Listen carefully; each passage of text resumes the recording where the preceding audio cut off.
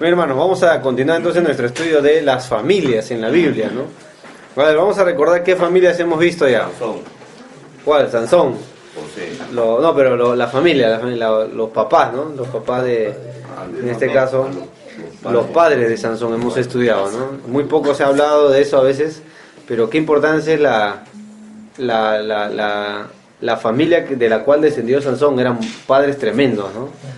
Después, ¿qué más hemos visto? ¿Qué otra familia? La familia de nuestro Salvador, de Jesús, ¿se acuerdan?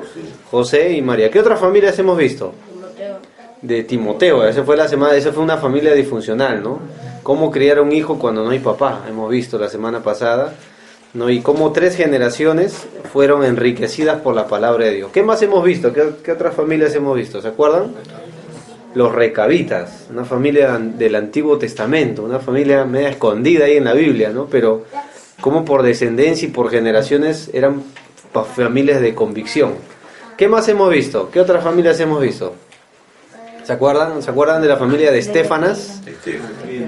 ¿Se acuerdan de esa familia que era Aquila y Priscila? Hemos visto, ¿no? Priscila y Aquila, una pareja de esposos que ayudaron a Pablo en su viaje y discipularon, ¿no? ¿Qué otra familia hemos visto? ¿Se acuerdan? No, la semana pasada vimos Timoteo. No, perdón, la semana pasada vimos las familias en el capítulo 4 de Nehemías. ¿Ya? Cómo la familia debe estar en las cosas de Dios, pero a la vez usar la espada, ¿no? Estar prevenida. Y Nehemías no ignoró cómo el enemigo quería meterse en las familias para disolverlas, ¿no?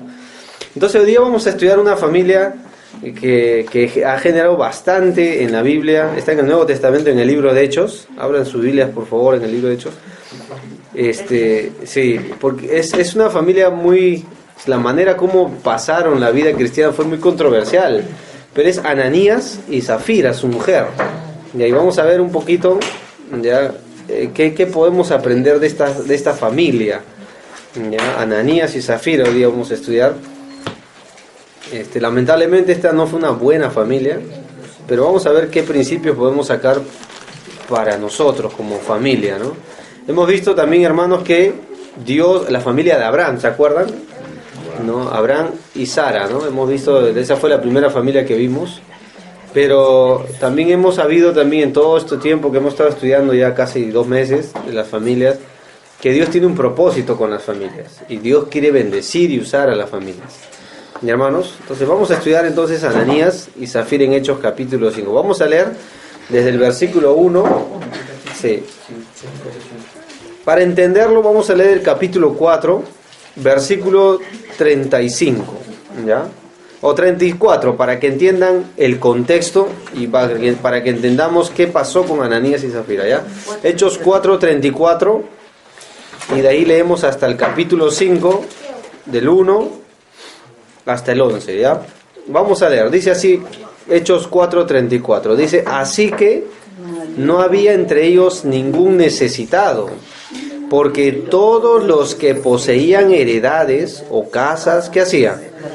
Y las traían al precio de lo vendido, y lo ponían a los pies de ¿quién? Y se repartía cada uno según su necesidad. Entonces José, a quien los apóstoles pusieron por sobrenombre, y ahí está el gran hombre, Bernabé, que traducido es hijo de consolación, era levita, natural de ¿qué? Era chipriota, ¿no? Y dice el versículo 37, no, como tenía una heredad, o sea, era un hombre rico también, la vendió y la trajo al precio y lo puso a los pies de ¿quién? Ahora miren cómo comienza el capítulo 5, un contraste, ¿no? Pero cierto hombre llamado que Ananías, con Zafira su mujer, ahí está la familia, vendió una heredad también. Pero miren lo que se menciona en el versículo 2, y sustrajo del precio, sabiéndolo también su mujer, y trayéndolo solo una parte, la puso a los pies de los apóstoles. Y ahora yo quisiera que ustedes tengan, si tienen un lapicero, marquen una palabra, 3 palabras que vamos a estudiar hoy día. ¿Qué dice el versículo 3? Y dijo Pedro a Ananías, al varón, ¿por qué, escucha esta primera palabra, llenó Satanás tu corazón? Esa es la palabra, llenó Satanás tu corazón para que mintieses al Espíritu Santo y sustrajeses del precio de la heredad Miren el versículo 4. Reteniéndola no se te quedaba a ti, y vendida no estaba en tu poder. ¿Por qué pusiste esto? ¿Y qué se repite otra vez? En tu corazón. No has mentido a los hombres, sino ¿a quién? Al oír a Ananías estas palabras, cayó y expiró. Traducción para que murió, ¿no? Y vino un gran temor sobre todos los que, ¿qué dice ahí? Lo oyeron. Miren el versículo. Y levantándose los jóvenes, lo envolvieron y sacándolo lo sepultaron. Y pasado un lapso como de 3 horas, sucedió que entró ¿quién? Su mujer, no sabiendo, ¿qué dice ahí? Lo que había acontecido. Ahora miren qué más dice ahí. Entonces Pedro le dijo, dime, o sea, le pregunta, ¿vendiste en tanto la heredad? Y ella dijo, sí, en tanto. Ahora, marca la siguiente palabra. Y Pedro le dijo, ¿por qué? Ahí está la palabra, convinisteis. Esa palabra es importante. ¿Por qué convinisteis en tentar a quién? Al Espíritu del Señor. Miren el versículo siguiente, o lo que continúa. He aquí, a la puerta, los pies de los que han sepultado a tu marido, y te sacará a ti. Miren el versículo 10. Al instante cayó a los pies de él y expiró, y cuando entraron los jóvenes, la hallaron muerta, y la sacaron y la sepultaron junto a su marido. Y vino gran temor sobre toda la iglesia y sobre todos los que lo oyeron. La siguiente palabra es versículo 11, vino gran, la palabra es temor, sobre toda la iglesia y sobre todos los hombres, ¿no? Que oyeron estas cosas. Aquí vemos una familia y vemos un tiempo donde la iglesia empezaba, hermanos, ¿ya? Todo esto sucedió después que Jesús ya había ascendido y los apóstoles empezaron a predicar el evangelio. La iglesia ya era una iglesia grande, no era como la iglesia La Roca. Hasta el capítulo 5, para que vean más o menos, en la iglesia de Cristo habían ya como 6.000 a 9.000 personas, más o menos. Así que ya la necesidad era mucha, ¿no? ¿Y qué había en la necesidad? Gente de la iglesia, no necesariamente con dinero, pero ¿no? Con sustento económico. Entonces, ¿qué empezaron a hacer los mismos hermanos de la iglesia? Dijeron, bueno, vamos a vender cosas para ayudar a los que recién se han convertido a Cristo y que no tienen cómo sostenerse. Porque recuerden que en este tiempo los perseguían, pues. Y como los perseguían, perdían sus propiedades, perdían todo, ¿no? Y entraban en la pobreza, ¿no? En la miseria. Entonces, ¿qué sucedió acá? Que al ver todo este relato, vemos que mucha gente vendía su heredad y con un corazón generoso se lo daba ¿a quién? A los apóstoles, para que ellos repartieran entre los hermanos necesitados. No es que se los regalaban a los apóstoles, mucha gente usa estos versículos para decir que tienen que dar todo al pastor, todo a los apóstoles de hoy, y porque eso es gran fe, y bueno, y al final le roban a la gente. Eso no es la idea acá. El tema es que ellos le daban a los hombres de Dios para que los ministren nada más, ¿no? Entonces esa es la idea. Ahora vamos a estudiar 3 palabras de esta familia, porque esta es una familia que aparece poco, es como una estrella fugaz, pero lo poco que se menciona tiene mucha enseñanza. 3 palabras que podemos aprender.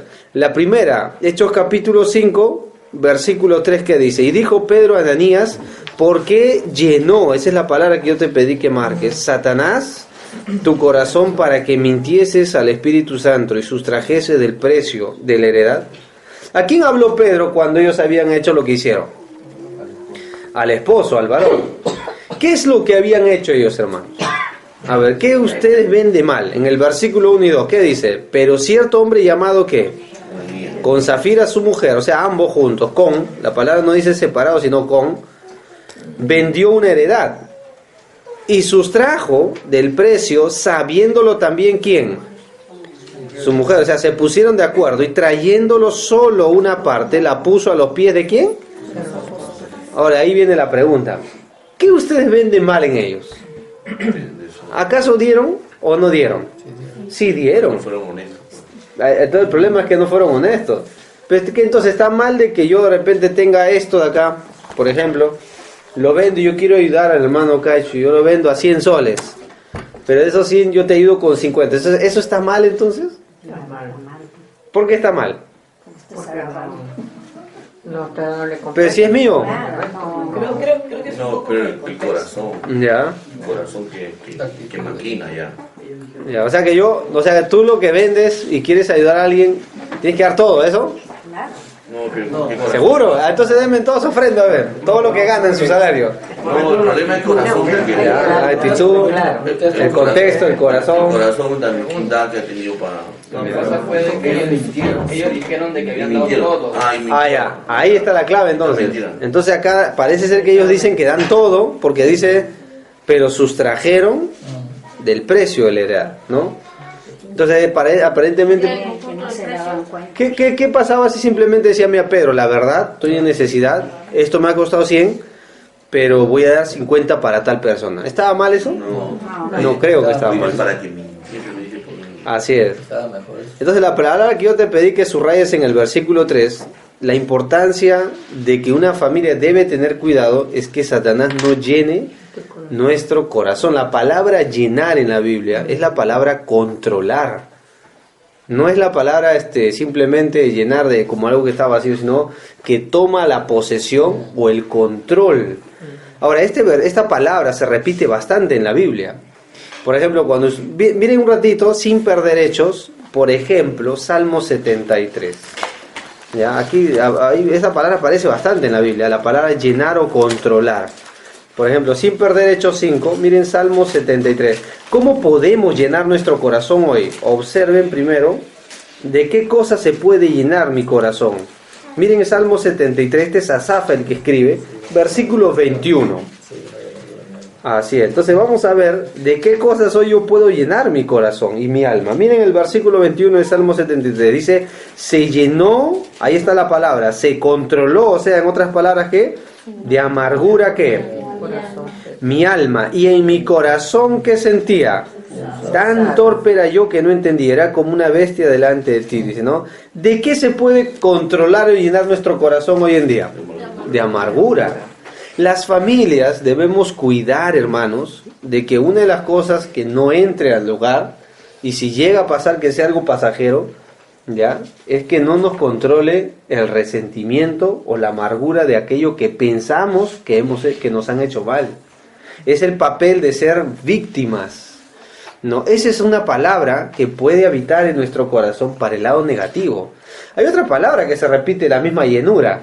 ¿Se acuerdan lo que dice? Ser llenos de ¿qué? Del Espíritu Santo. Eso sí, la Biblia nos manda a ser controlados por el Espíritu Santo, pero no controlados por la amargura.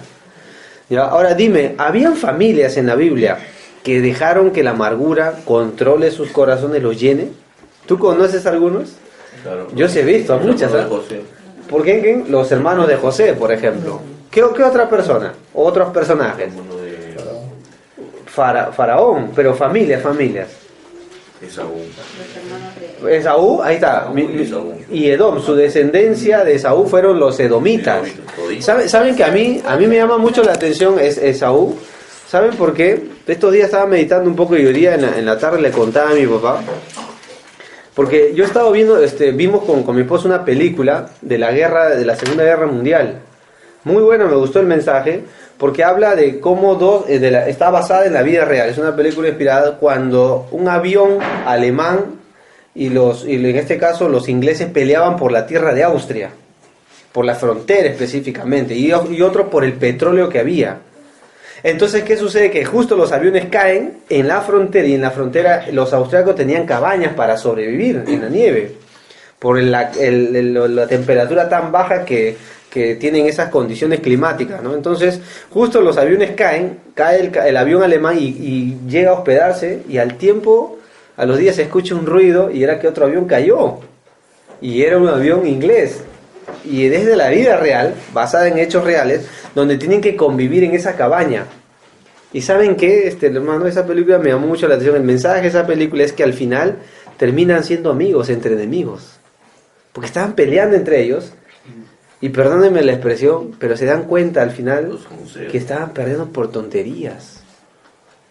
Estaban peleando por tonterías nomás.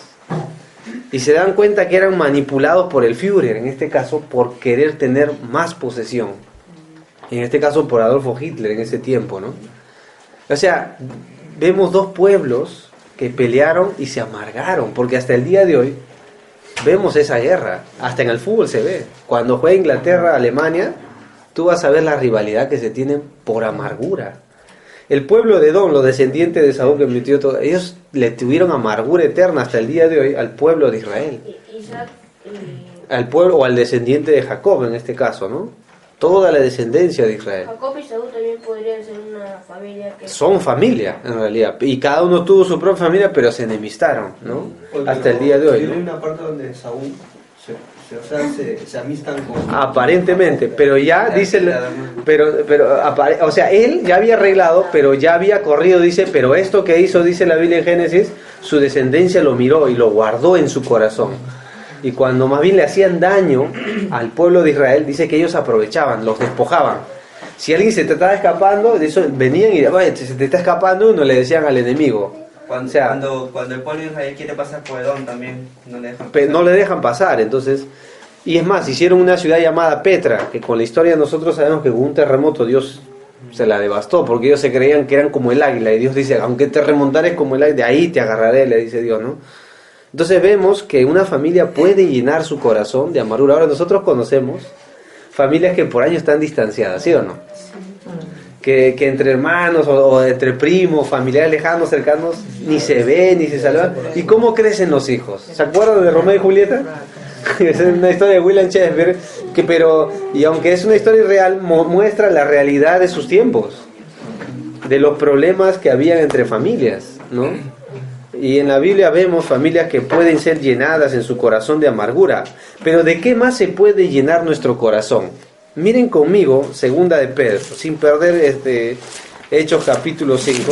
Miren segunda de Pedro, ¿ya? El capítulo 2. Segunda de Pedro, capítulo 2. Y esto es algo que tenemos que cuidar las familias también. ¿De qué más se puede llenar? Miren segunda de Pedro, capítulo 2. El versículo 14. A ver, ahí aparece la palabra llenos. Si ves la palabra llenos, márcalo, ¿no? A ver, 2 de Pedro 2:14, leamos. Dice, tienen los ojos pero llenos, controlados ¿de qué? De adulterio. No se sacian ¿de qué? Seducen las almas inconstantes. Tienen el corazón, o sea, controlado, habituado ¿a qué? Y son los hijos, o son hijos ¿de qué? De maldición. ¿De qué están llenos estas personas? Dice ese Pedro. De adulterio. ¿Y las familias hoy se pueden llenar de inmoralidad? Sí, se pueden llenar. ¿La inmoralidad puede controlar una familia? Hermanos, sí. ¿Cuántas familias disueltas vemos en José Gálvez nomás? Todo porque, digamos, el esposo sacó, como dicen vulgarmente, los pies del plato, o sea, engañó, o la mujer. Después los hijos, ¿cómo crecen? Con ese patrón. Y nuestras familias deben cuidar y romper esos pecados que hemos arrastrado de generación en generación, ¿no? A la vez pasada les pregunté cuántas familias en José Gálvez bien constituidas habrá, ¿no? Donde haya papá, mamá, o esposo, esposa, hijos. Ya no hay, muy pocas hay. Muy pocas están sobreviviendo hoy en día. No tanto que la ministra Ana Jara, bueno, la ex ministra, llegó a decir que aquí en el Perú ya no necesariamente una familia es papá o esposo, esposa y hijos. Es necesario simplemente abuelo o tío e hijo. O sea, eso es para ella es una familia, ¿no? Pero eso no es el diseño original de Dios, hermanos. Así que nuestras familias se pueden llenar de adulterio y inmoralidad también.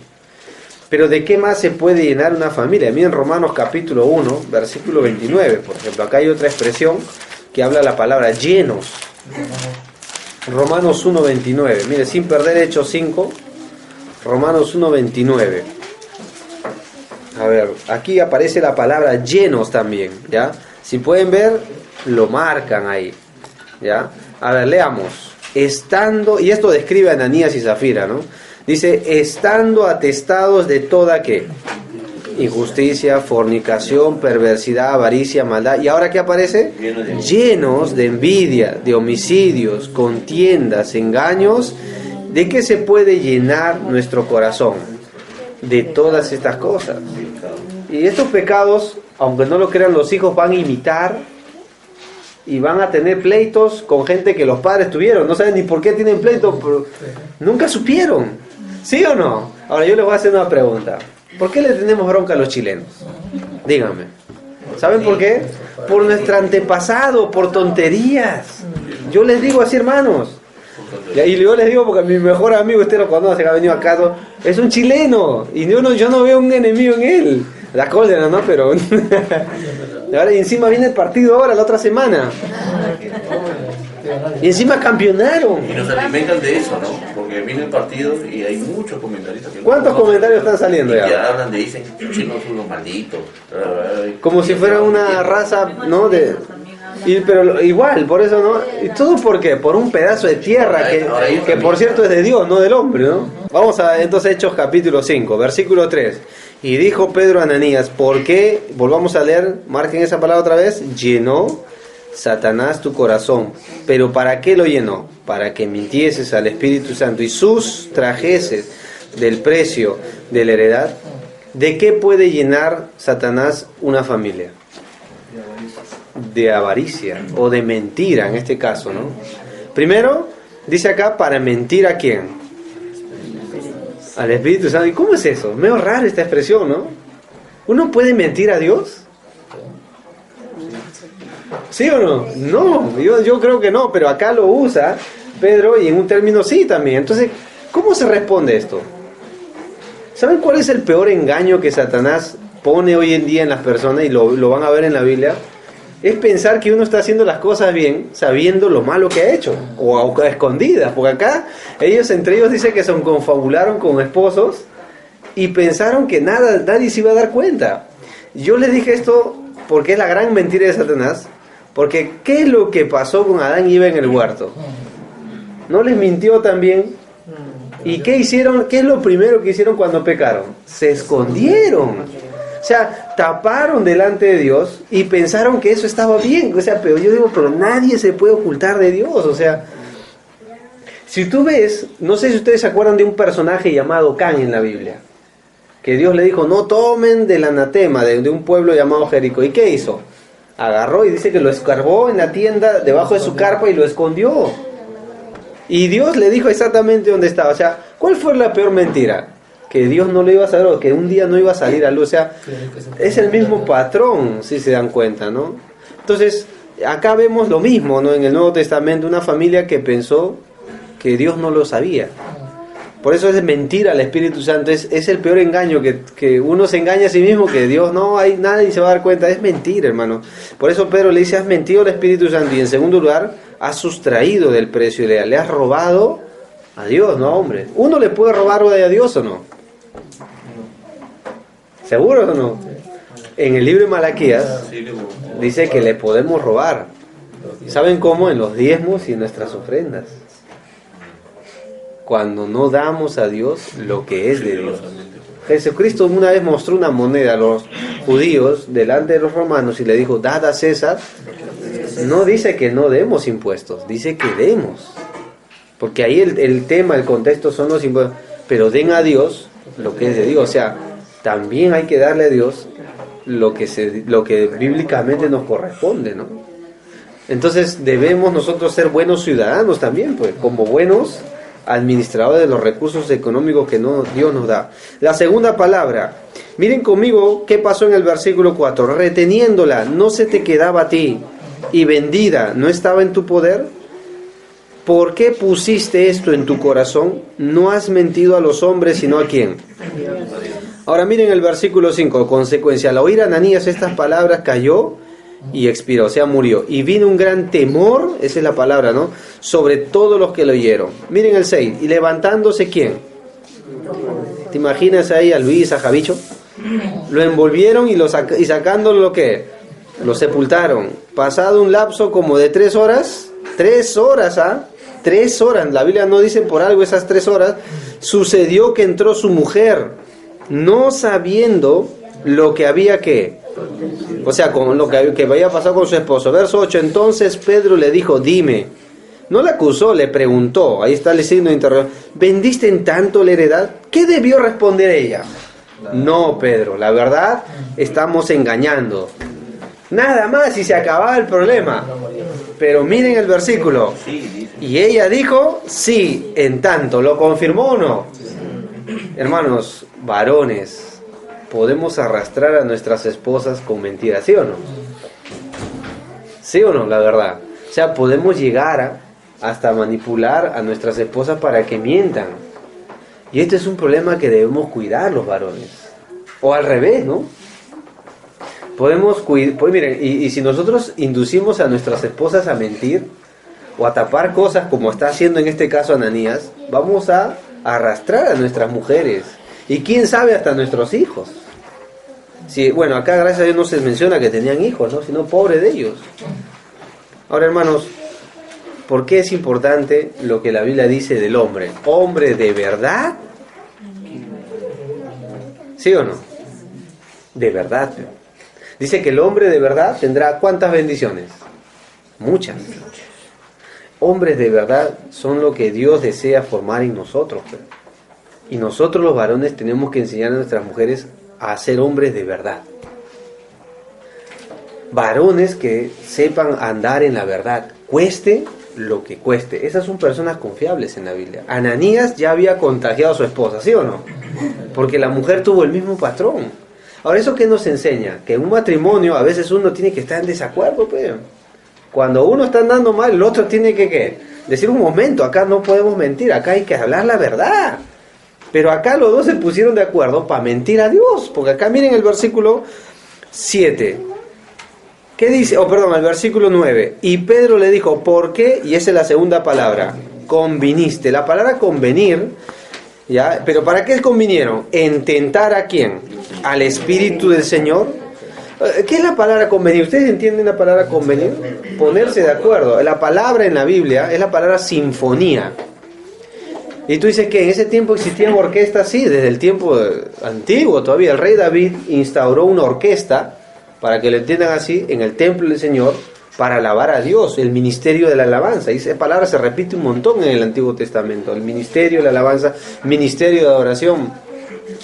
Y el rey David, ya cuando instauró, dice que lo hizo para, por ejemplo, ¿se acuerdan? En el tiempo de Nehemías, alababan a Dios mientras ponían los cimientos. Alababan a Dios mientras ofrecían sacrificios. Hasta cuando iban a la guerra, alababan a Dios. O sea, eran gente que tocaban los instrumentos. La palabra convenir acá es la idea de tocar instrumentos. ¿Qué pasa si en los instrumentos los que tocan la orquesta no se ponen de acuerdo? ¿Cómo saldría? Entonces la palabra tiene que ver con sinfonía, es decir, se pusieron todos de acuerdo para tocar la misma canción. Aquí el hombre y su mujer se pusieron de acuerdo para hacer la misma mentira. No se pusieron de acuerdo para estorbarse, sino se pusieron de acuerdo para mentir. Ahora, en nuestra iglesia puede haber personas que se ponen de acuerdo para hacer las cosas a espaldas, hermanos. Sí, miren, acá es el caso de una iglesia. Estamos hablando de que en las familias pueden ponerse de acuerdo para hacer daño. Y para mentir a Dios, para sustraer en Dios, para hacer lo que es indebido. Ahora, la palabra convenir aparece bastante en la Biblia, aunque no lo crean, ¿no? ¿Se acuerdan cuando Jesucristo mencionó una parábola de un hombre que contrató obreros y dice que convino, o sea, se puso de acuerdo en darles un denario a cada uno? Es la palabra ahí. ¿Entienden? Es más, la palabra convenir, ¿saben dónde más aparece? Cuando el hombre y su mujer no quieren tener relaciones sexuales y separarse para mutuo acuerdo. La palabra es convenir. Es decir, se separan y se dedican a la oración por mutuo consentimiento. Es la palabra convenir, están de acuerdo. Pero después se vuelven a juntar en uno para que no tiente Satanás. Es la palabra convenir. Otra expresión es cuando la Biblia nos dice, por ejemplo, ya que Jesucristo dijo, si dos en la tierra se pusieran, ¿qué? Yo estoy en medio. Es la palabra convenir. Entonces la palabra convenir aparece en la Biblia. O sea, ¿está bien convenir para ponernos de acuerdo? Sí. ¿Está bien convenir para cuando los esposos quieren dedicarse a la oración? Sí. ¿Está bien convenir para dar un saludo? Sí. Pero nunca para el pecado, pues. Ahí uno de los dos, o el hombre o la mujer, tienen que saltar. Y tienen que poner su careta y decir, esto no va a ser así. ¿Por qué? Porque esto no está bien delante de Dios, pues. ¿Qué pasa si dos se ponen de acuerdo? Esto ya te dice cómo va a ser su matrimonio, cómo van a ser sus hijos. O sea, ahí nomás ya te das cuenta qué futuro espera. Si yo y mi esposa nos ponemos de acuerdo para ya te va a decir qué futuro nos espera. O sea, desde antes, hermanos, tenemos que preparar nuestra familia para convenir en lo bueno, no en lo malo. Acá vemos una familia que convinieron en lo malo.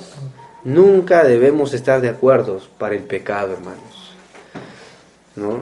Yo conversaba estos días con Elvis, él me decía, es difícil cuando te provocan a hacer lo malo, ¿no? ¿Y qué papel jugamos cuando somos personas que no estamos de acuerdo con algo que parece que todo sí? ¿Cómo nos tildan, hermano? Anticuados, malos, exagerados. Pero es bueno no estar de acuerdo cuando algo está andando mal.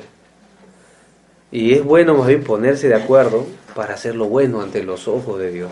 Y esta familia no valoró eso. ¿Cuál fue el resultado? Miren el versículo 10. Al instante ella, ¿qué también pasó? Cayó a los pies de él y expiró. Y cuando entraron los jóvenes, esto otra vez, ¿no? Javicho y Luis, la hallaron muerta y la sacaron y la sepultaron junto a ¿dónde? A ver, si tú pasaras por esa tumba, ¿qué recordarías? ¿Entienden o no? ¿Qué pondrían en su lápida? Aquí yace una pareja que se pusieron de acuerdo para lo malo. Qué triste ser recordados así. Ahora, tú dices, pero hermano, eso no es bíblico. Te aseguro que sí lo es. Miren el versículo 11. ¿Qué recordaban las personas? Dice, y vino que gran temor sobre toda la iglesia y sobre todos los que lo que ellos hicieron, que parece que nadie se iba a dar cuenta. Dios, ¿qué se encargó? De que la iglesia lo sepa. ¿Para qué? Para que tema. Y esta es la última palabra, la palabra temor. ¿Por qué Dios juzga a familias? ¿Por qué Dios juzga a personas? ¿Por qué Dios saca luz? Para que otros teman, hermano. Es su carácter de corrección de Dios. Y Dios va a empezar a corregir en la familia lo que está mal, pues. ¿Sí o no? Ahora, no hemos pasado todos los que estamos casados por eso. Por ser corregidos.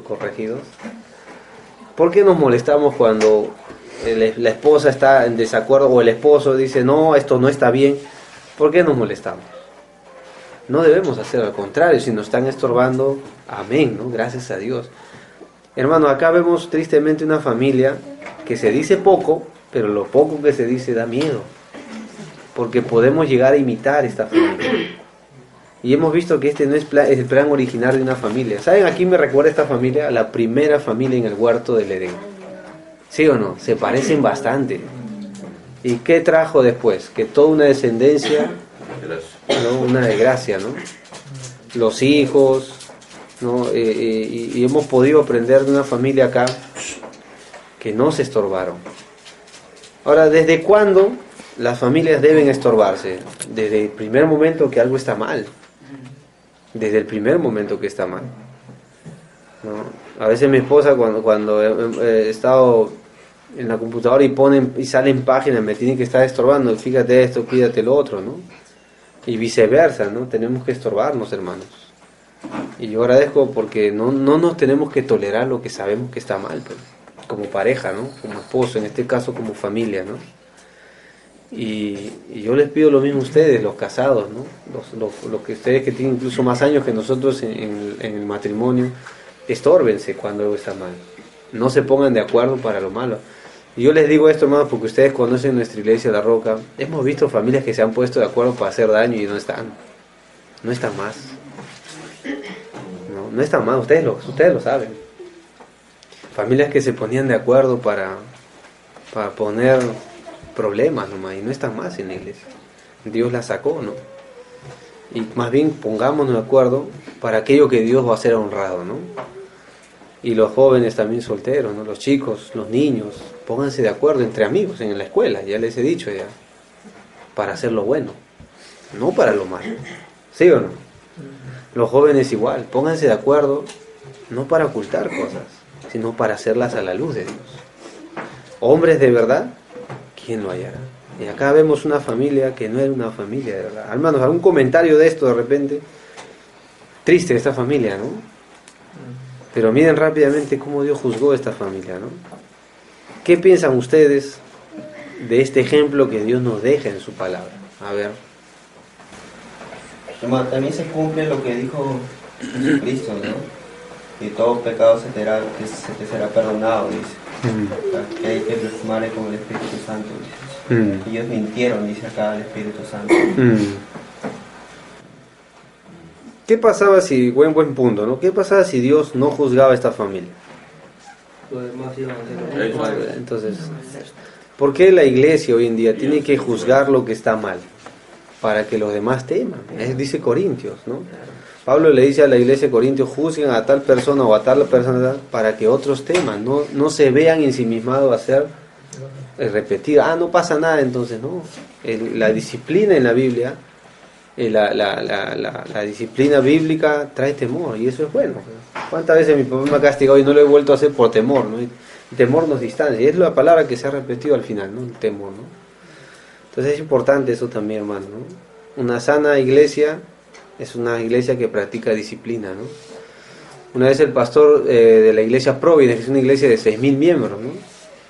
Pastor David, que no sé si se acuerdan, el año pasado que vino, lo primero que le preguntó al pastor Juan en la reunión que tuvimos con él fue: ¿cómo es tu iglesia? ¿Aplican disciplina? Sí, le dijo. Entonces puedo confiar en que ustedes son una iglesia sana, le dijo.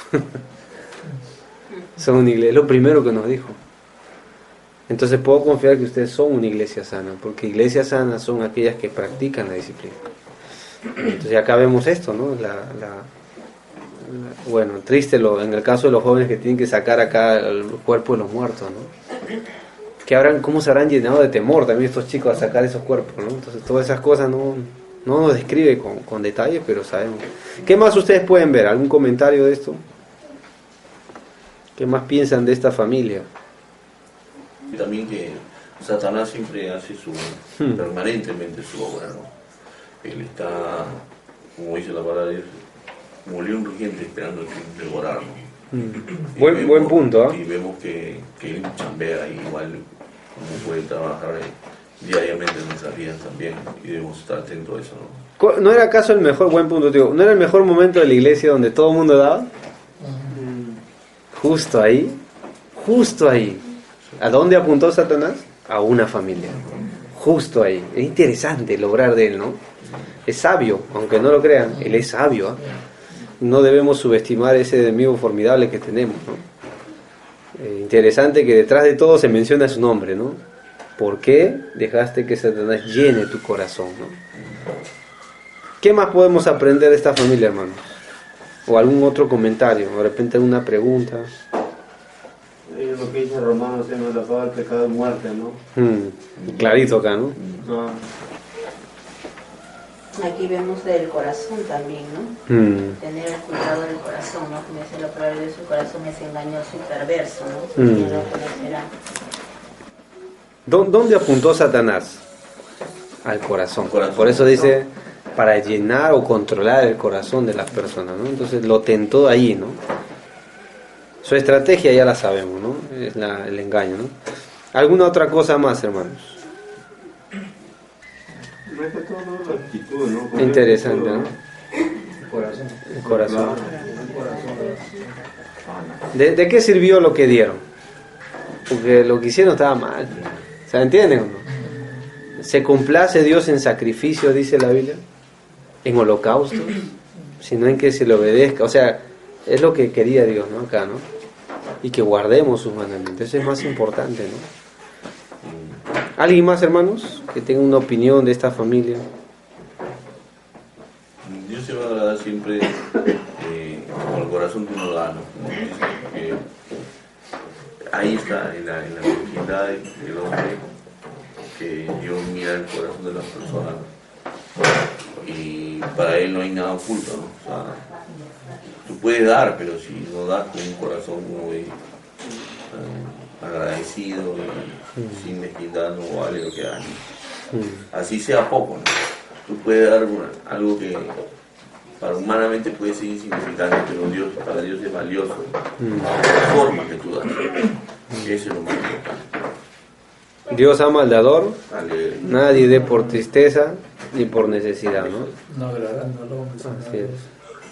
No sepa tu derecha lo que hace tu izquierda, ¿no? Es importante también, ¿no?